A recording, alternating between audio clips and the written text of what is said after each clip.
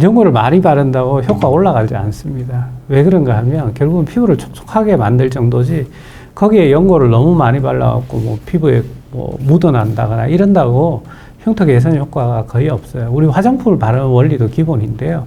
피부가 약간 촉촉한 정도로 바르는 게 좋고 피부에 너무 오일이 많은 경우에는 한번 씻어주고 발라주는 게 좋고요. 또 너무 건조하면 그건 나쁘기 때문에 그때는 뭐 촉촉할 정도로 발라주는 것이 좋습니다. 즉 많이 바른다고 좋지 않습니다.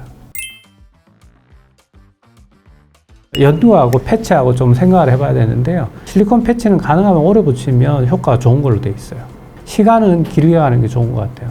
연고는 본인이 발랐는데 빨리 이게 쓸린다든지 해서 없어진다고 그러면 더 바르는 건 큰 문제가 없지만 보통 연고는 약정 같은 걸 읽어보면 하루에 한두 번 정도 바르라고 했는데 그게 기준이 되고 개개인마다 약간은 뭐 자기가 발랐는데도 건조함을 느낀다면 조금 추가적으로 자주 바르는 것은 문제가 없다고 생각합니다.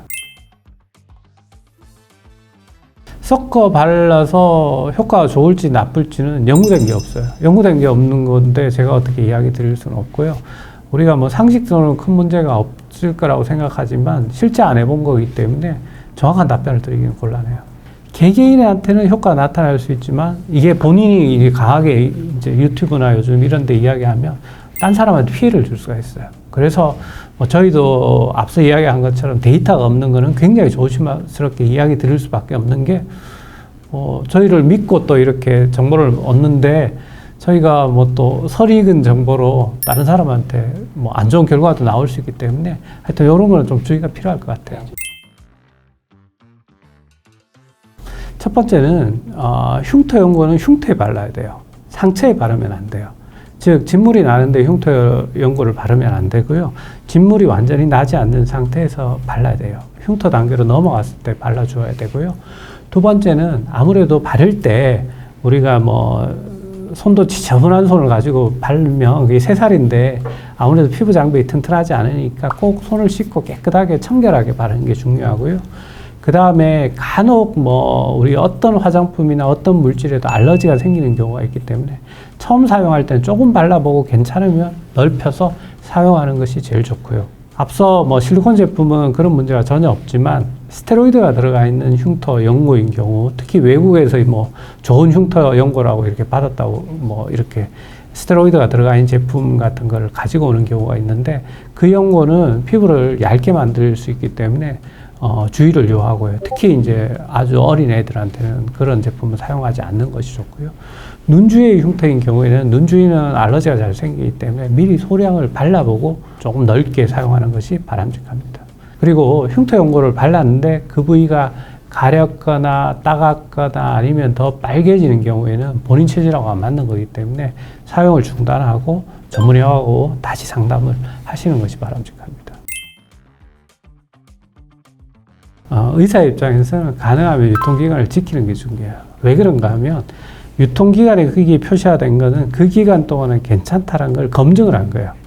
예, 실제로 이제 어떤 화장품이나 이런 걸 제조할 때는 초기에는 이제 뚜껑도 열어놓고 이렇게 보관을 해서 변질되는지 안 변질되는지 보는 거거든요. 그 기간 동안은 괜찮기 때문에 그렇게 이야기하는 거예요. 그래서 그 유통기간 동안은 뭐 당연히 써도 되고요. 또 하나 이제 사람들이 착각하는 것 중에 하나가 이게 오픈하고 되면 그 유통기간하고 별로 관계가 없어요. 오픈하면 가능하면 빨리 써야 돼요. 예.